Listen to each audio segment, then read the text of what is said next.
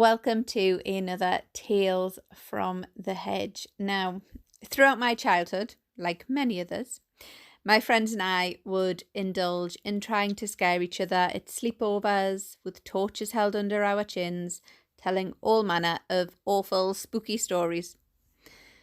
One theme that seemed to come up again and again was that of terrifying large paranormal dogs. So today, I'm going to look at some of the more prevalent ones found, in particular in the regions of Yorkshire in the UK. Now, this whole podcast changed a little bit, and the reason for that is because when I first started doing this, I was just looking at general paranormal dogs, and as I kept researching, I was like, a lot of these are in Yorkshire. Maybe we focus on Yorkshire. So that is where the research took me. So that's where we are now. Now, there are a huge number of hounds that appear in folklore from everywhere, not just in Yorkshire, but up and down the country and internationally. And although they all have their own individual twists, there are some commonalities within the stories that I've found. The most common shared attribute by far is that they are an omen of death or associated with death in some way, shape or form. The time scales on the death occur from it having just happened to it being imminent, and sometimes it can be within the next year. But it certainly seems as if you have the misfortune of seeing one of these mythical creatures, you or someone close to you's days are a little numbered. The second big commonality is the ability to shapeshift. Usually they are seen as primarily a large dog who can also appear as other four-legged animals. Horses come up a lot, so do bulls, but not all of them are limited to forms of the four-legged variety. Sometimes you have them shape-shifting into just ghostly lights or shadows. That also seems to be fairly common. Now, to take a look at the first example that I found of big dogs in Yorkshire, we are looking at the Barghest, or the Barghest, pronounced a number of ways, but the Barghest. A Barghest is a term you'll frequently hear in Northern English mythology. And whilst in Durham, it can mean a house elf or like a little hobgoblin type creature. Once you travel a smidge further south into Yorkshire, it is a term synonymous with a hellish hound. It is also there in the Yorkshire Dales that you will find Troller's Gill, a picturesque limestone ravine. There is a lot of folklore attached to Troller's Gill, but none as terrifying as that of the Barghest that is said to live in a nearby cave named, I joke not, Hellhole. Nothing good's going to come out of that, is there? Yeah. This particular example is said to be a large, long-haired black dog. It is characterized by having huge yellow eyes, described as being the size of saucers. One unique feature of the Troller's Gill Barghest is its ability to kill people by turning them into stone. It seems those monstrous yellow eyes were deadly as well as terrifying. It is also rumoured that this story is part of the inspiration for the Sherlock Holmes famous run-in with the Hound of the Baskervilles, as Arthur Conan Doyle's mother lived in the Dales whilst he was writing it. Another, more modern literary reference to a real-life paranormal hound is that of Padfoot.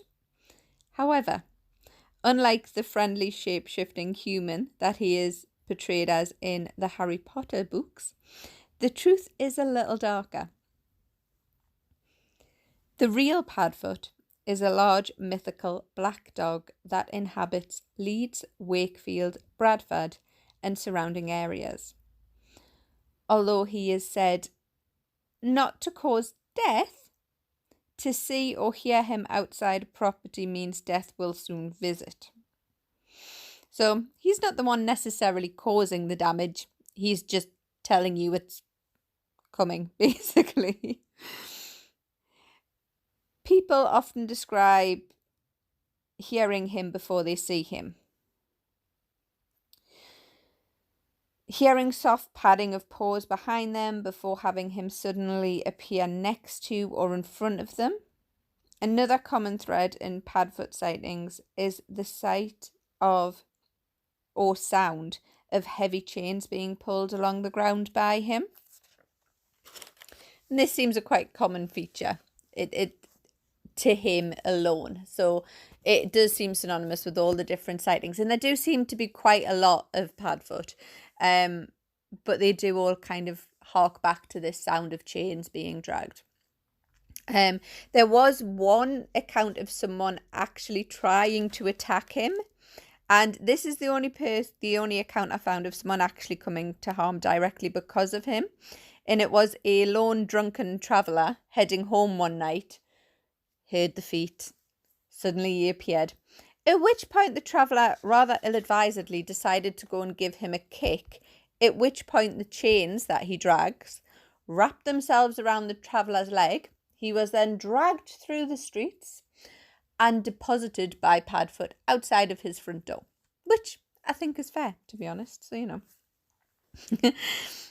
Okay, moving on to a place in Yorkshire called Swaledale.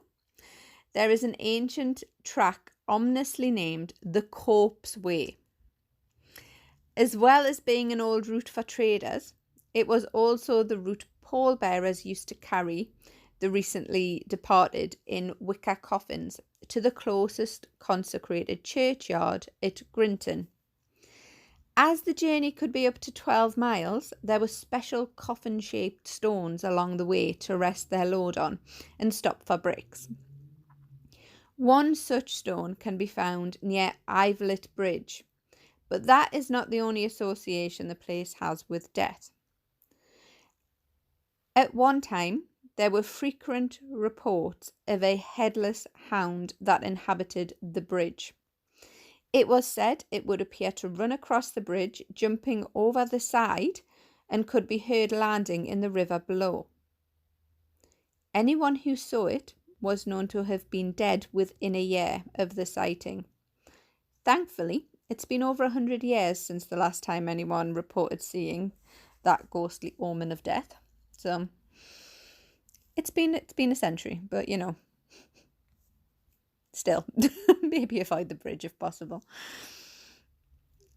As well as specific local stories such as that one, there are several general terms used for terrifying apparitions that can take the form of large dogs.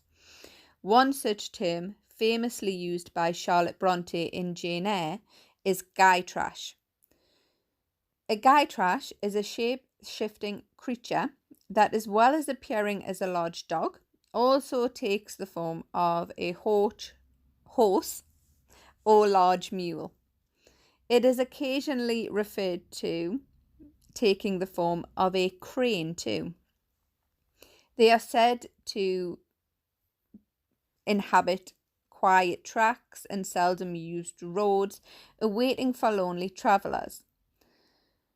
Although their appearance is said to lead to travellers losing their way and becoming lost, they seem to be more so feared for their terrifying, ominous presence than anything else.